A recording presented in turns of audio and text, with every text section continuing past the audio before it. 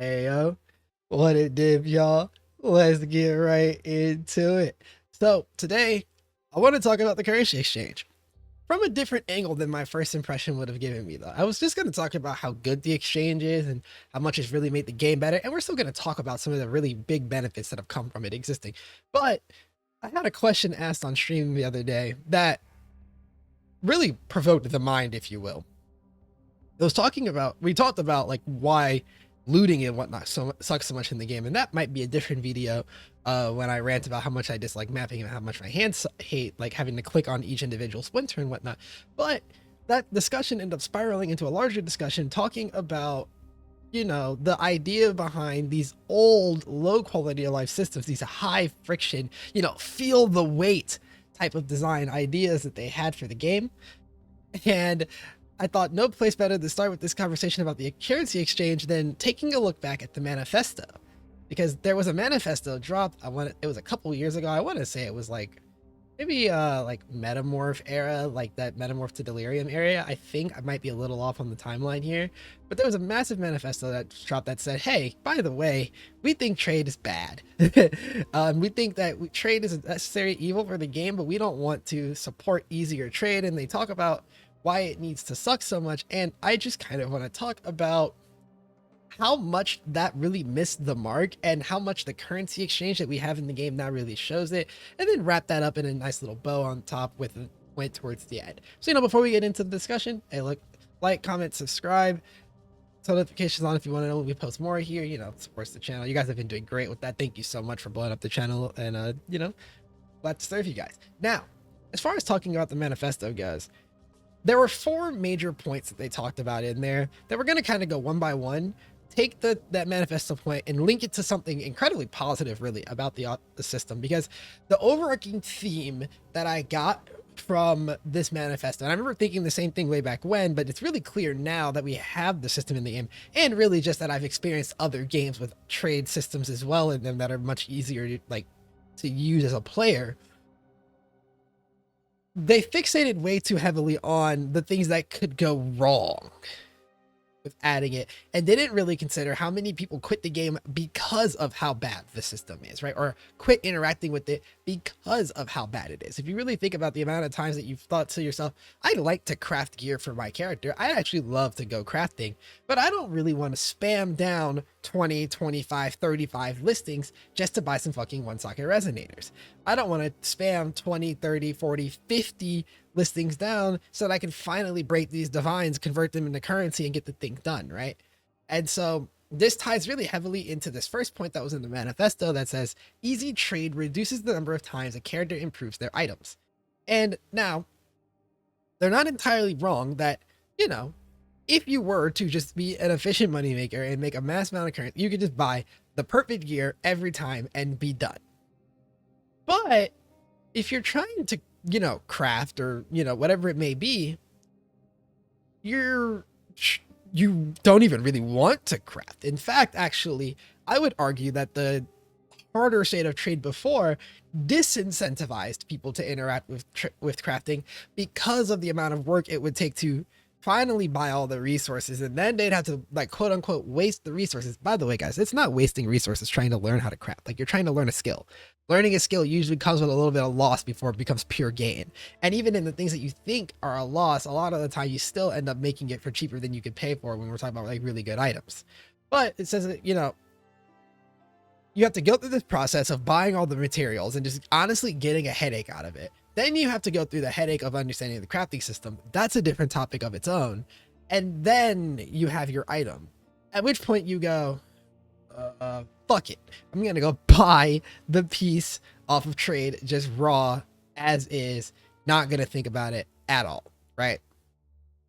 And so you might upgrade your character more, but it's because you spend so much time buying shit gear because you simply don't want to deal with the systems around crafting.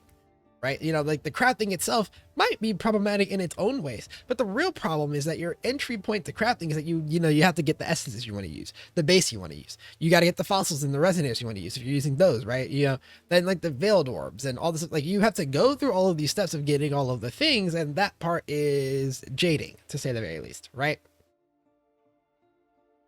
Next up, they talk about like the idea that, you know, if you make trade easier, you have to reduce drop rates. No, the fuck you don't. just flat out. Like if somebody tries to tell me the reason that Quant got nerfed this league is because they were adding the currency exchange, I will tell you that you are smoking pot. And then I will ask you who your dealer is. But I will tell you you're smoking pot because those two decisions are independent of one another. Just because trading items is easier doesn't mean you have to reduce drop rates, because, or items in this case, it's just currency. You don't have to reduce drop rates of that. Quant had to get nerfed because of its overwhelming focus into one or two build archetypes that really restricted the ability for the rest of the game to index into it, so that everybody's competing on roughly the same playing field when it comes to ability to generate items. That's the problem. You know, we're still limited by our ability to carry items in our limited inventory space, right? We're still limited by our literal willingness, and in this case, this league with gold, our ability to actually pay to put things in the house, right? Like it's not like there aren't other ways of creating friction. You don't have to just cut drop rates and make them suck just because we want easier experience. We want to be able to actually trade without it being the most frustrating process known to man. Then they talk about how, you know, easy trade would make the disparity between different players too great. Trade already does that anyways. There's nothing you can do about that. Like, there's nothing you can do about that. Simply by the nature of this game having so much vertical progression and so many different skill sets to learn, so many different branches of knowledge to acquire, so many different like actual physical skills in the game to like get good at. There's going to be differences between us, and it wouldn't make it too great, because the reality is that the people who are that great already just go ham, right? Like they either don't need to trade in order to do what they're going to do because they've already learned the necessary skill set otherwise, or they were already dedicated enough to trade anyways. So not sure like how that really like checks out, right? And last four, my bad, is that easy trade allows for greater abuse by automation. And I do actually agree with this one still, very heavily to this day. But there's not a lot you can really do about that. The gold thing is a pretty good stop against it, but not like a guaranteed stopper against it. It's just like a way to stop that. Now let's wrap all that up together, because I've started to talk about the currency exchange. And the big thing is that the currency exchange kind of shows that none of this matters. And it wraps into something I was told quite a few years ago when working on like a text game that I used to be the lead designer for before I stepped down and passed over the mantle. And the idea was that sometimes there is fun in those details and sometimes there isn't. The thought and fear of trade is antiquated, for lack of better wording, right? Like the thought and fear of trade is for a game like Diablo 3, where there is no gear complexity, where there is nothing else going on, right? Like if you're a Diablo 3 and you're about to get in my player and you're about to get in my comments, look, I've played far more Diablo 3 than you could ever imagine. I know damn well if that game had trading, it would shorten my 2.5 day play session to 1.5 days. I know this without a doubt, like easily even, right? It would so quickly shorten my play session because there's very little avenues in that game that actually are creatable, modular, or just really in a way, things that can be done outside of drops.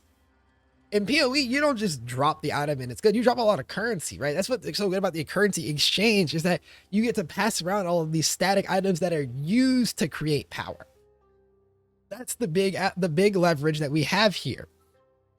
It's the same way that I feel about like FE in First Light Infinite, Or in Last Epoch, you can trade the base items and you can trade the finished items. But if you're buying bases, you still have to go farm the shards to actually use on them or buy other pieces with all the favor that you farmed.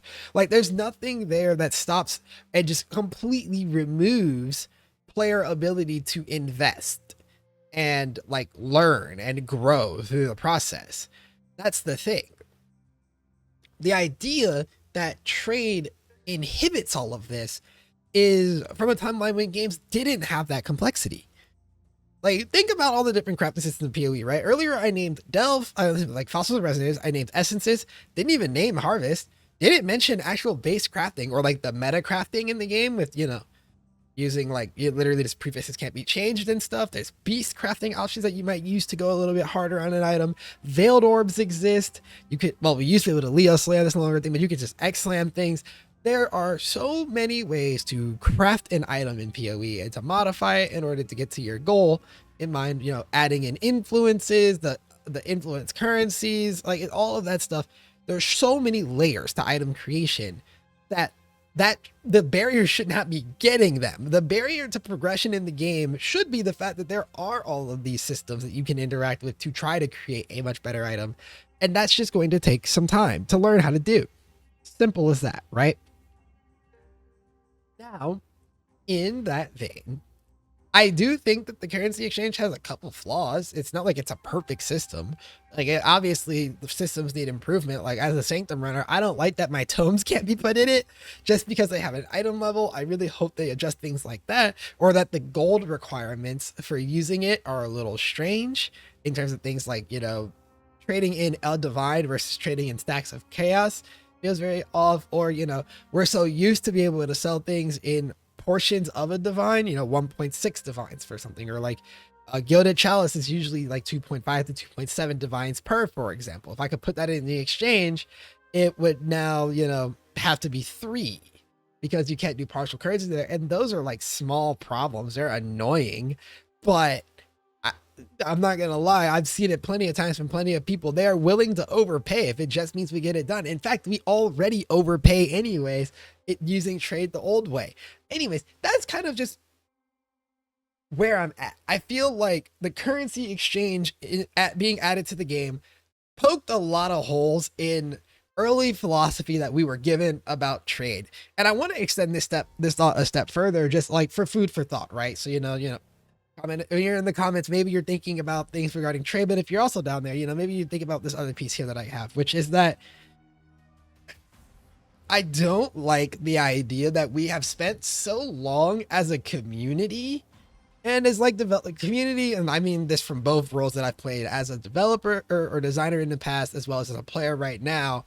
I don't like the role that we've been taking in convincing everybody that these things are bad. Like, quality of life is good for the game. It is.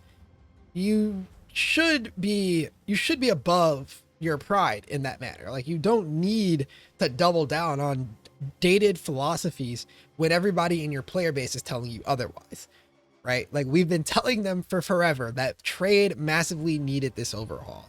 And they kind of looked at us like we were silly and like we were going crazy. And I mean, look where we are in a league with automated trade or a portion of our trade automated.